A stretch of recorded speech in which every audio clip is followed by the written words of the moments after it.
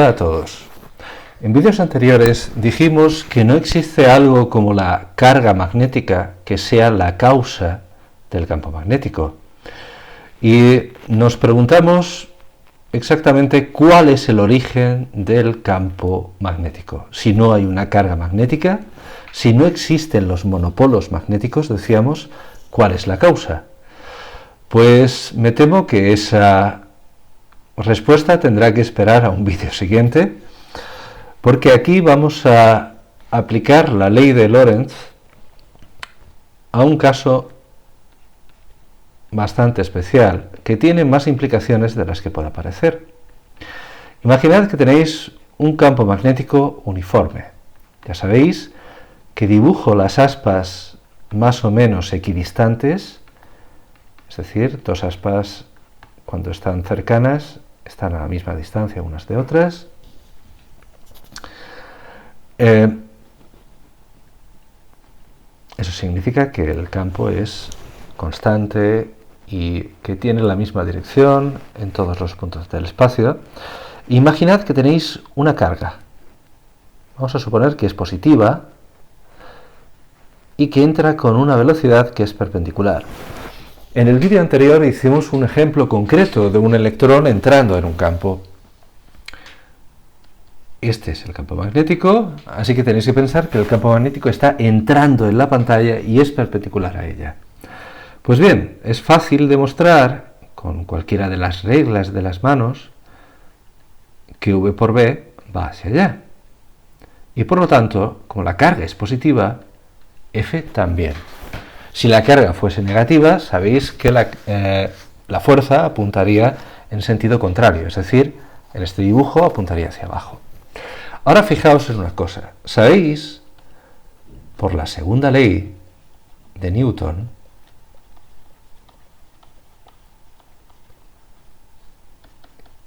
que la fuerza es igual a la masa por la aceleración. Pero claro, la masa siempre es positiva. Eso quiere decir que el sentido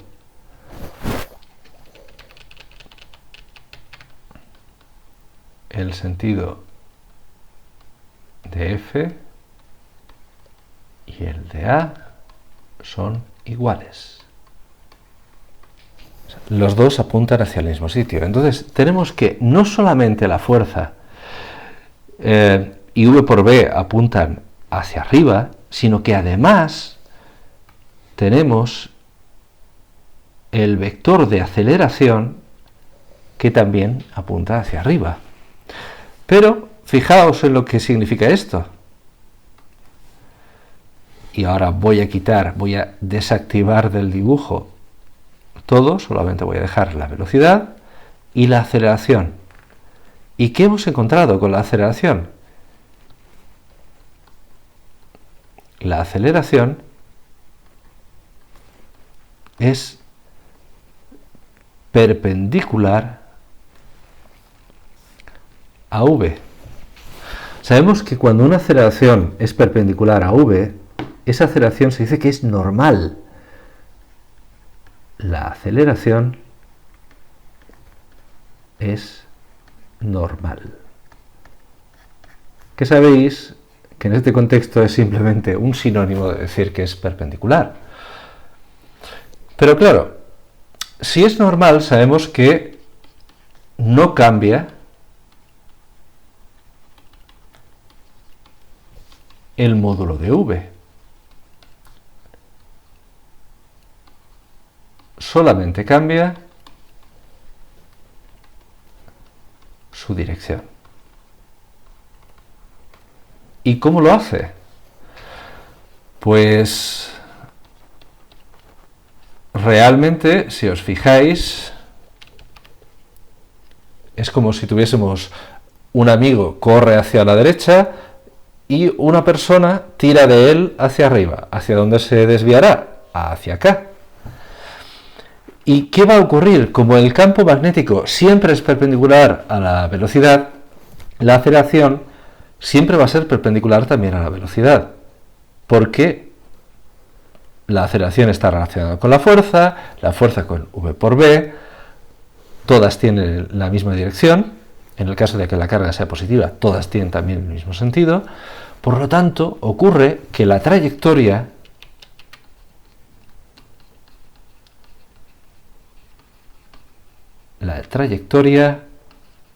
es una circunferencia.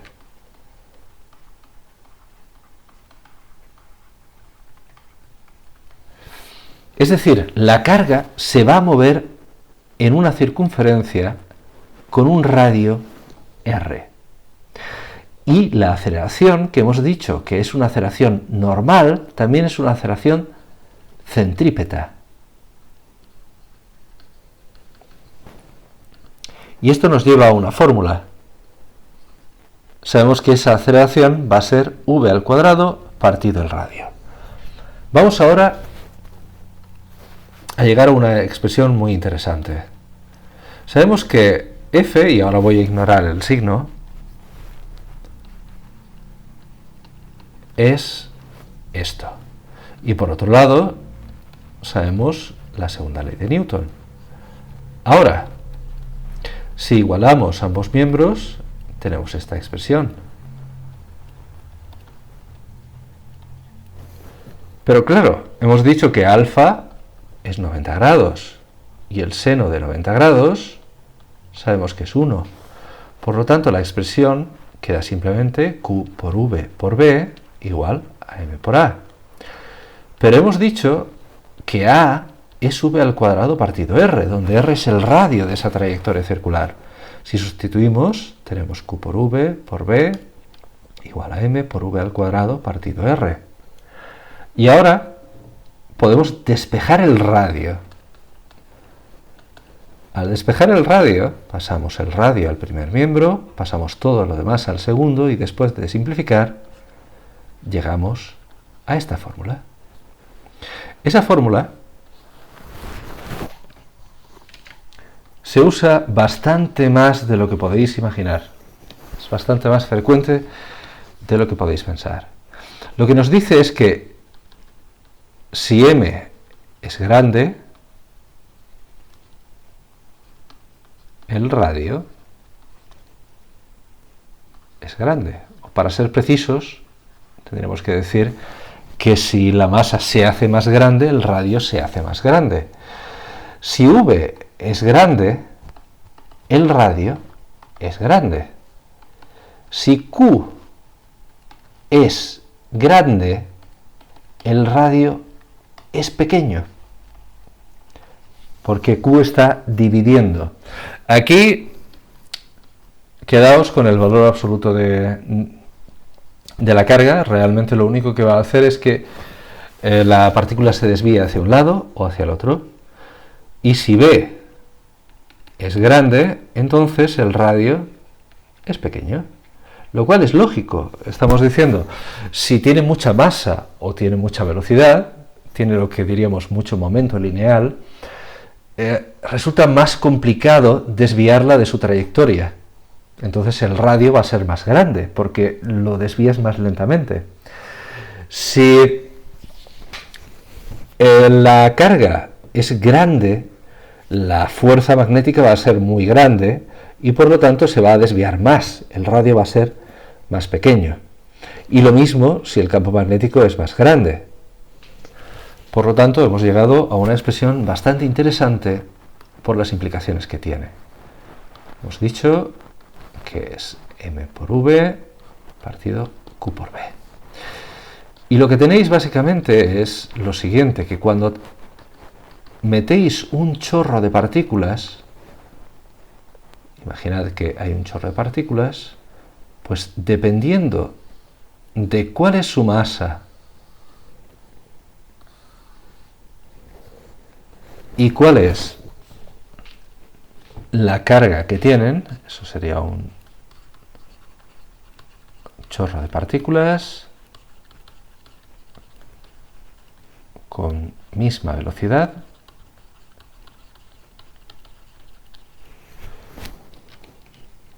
pero distintas masas y cargas.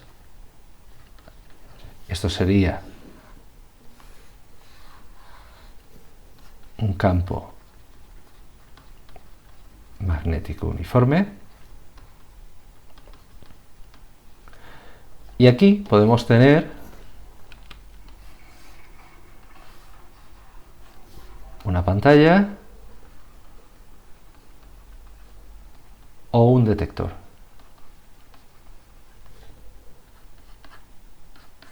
Entonces las partículas chocan contra la pantalla y podemos ver, dependiendo de dónde estén, podemos ver cuál es su carga y cuál es su masa comparadas con las de los demás. Podemos ver si son positivas, si son negativas, si la carga es el doble, si es la mitad, si la masa, etc. Es decir, esto es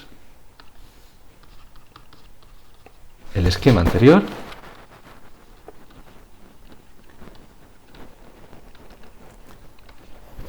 Es un espectrógrafo, que es como se llama cuando lo que tenemos es una pantalla, o un espectrómetro, que es como se llama cuando lo que tenemos es un detector de masas. Nos permite saber la composición química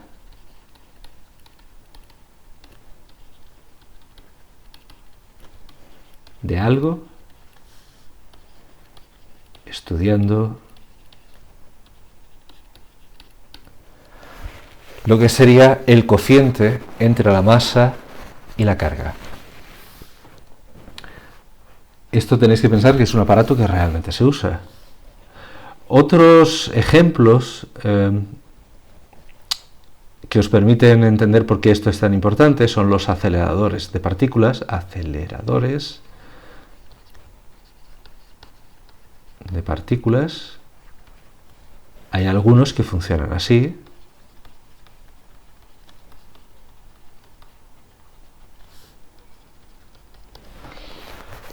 Quiero que tengáis en cuenta una cosa, algo muy importante. Un acelerador de partículas no es simplemente eso que hay en Ginebra, enterrado a decenas de metros bajo el suelo, y que usan un conjunto de científicos para ver qué es el bosón de Higgs, cuál es su masa y de qué está hecha la materia.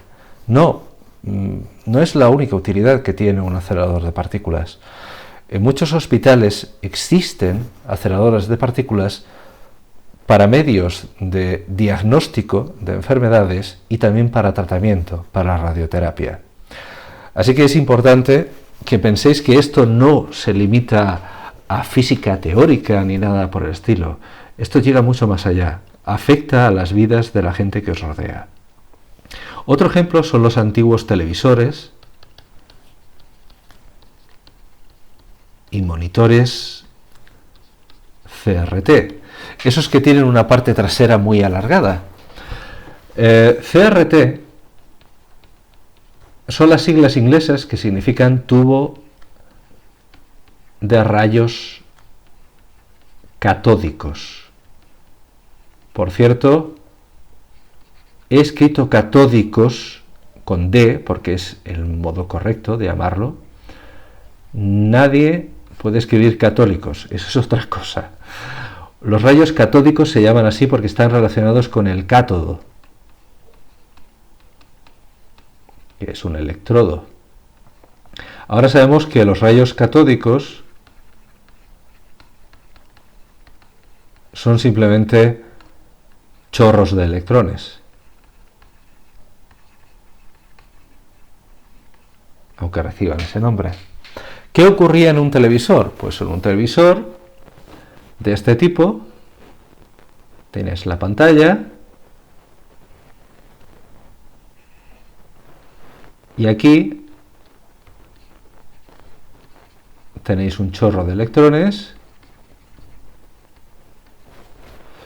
y aquí tenéis campos magnéticos y también eléctricos que lo que hacen es desviar cada electrón a una zona de pantalla. Y cuando choca con la pantalla, el electrón emite la luz. Una pantalla,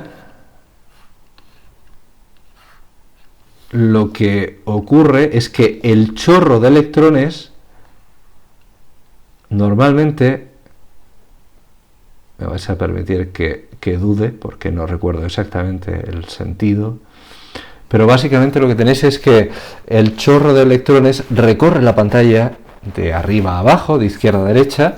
Ya os digo, no recuerdo exactamente cuál es el sentido de recorrido del chorro, pero la idea es que cuando chocan contra la pantalla producen luz y el chorro de electrones barre la pantalla, la recorre varias veces por segundo. Tenéis que pensar qué significa eso. O sea, tenéis un chorro de electrones moviéndose a una velocidad bestial y que es desviado a una velocidad aún más bestial para poder recorrer la pantalla varias veces por segundo. Un último ejemplo, que es más complejo. Si esto es la Tierra, sabéis que la Tierra es un imán con un campo magnético determinado.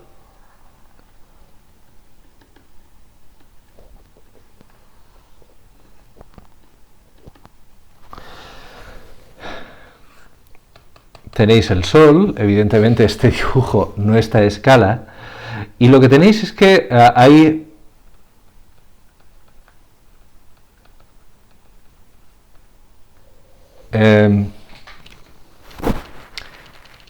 vamos a decir que llegan partículas cargadas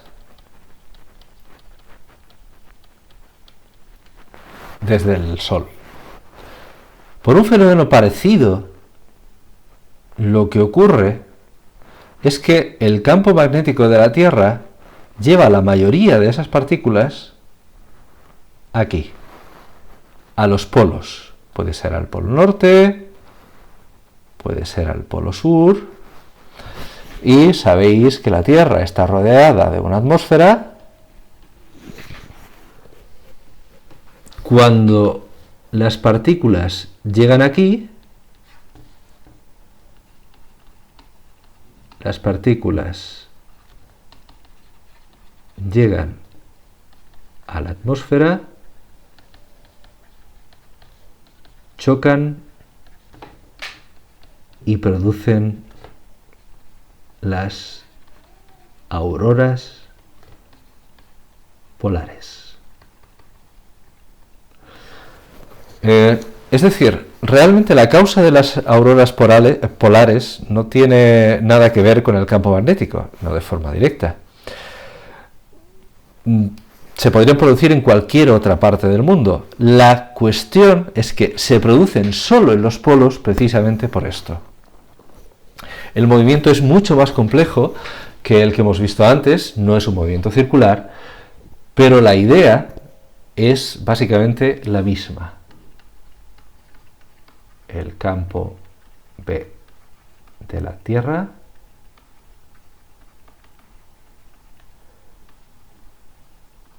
cambia la trayectoria.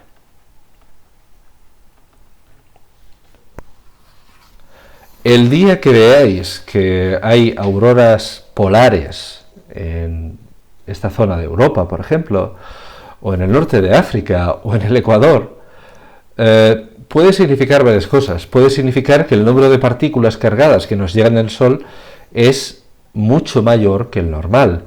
Eso no sería algo bueno.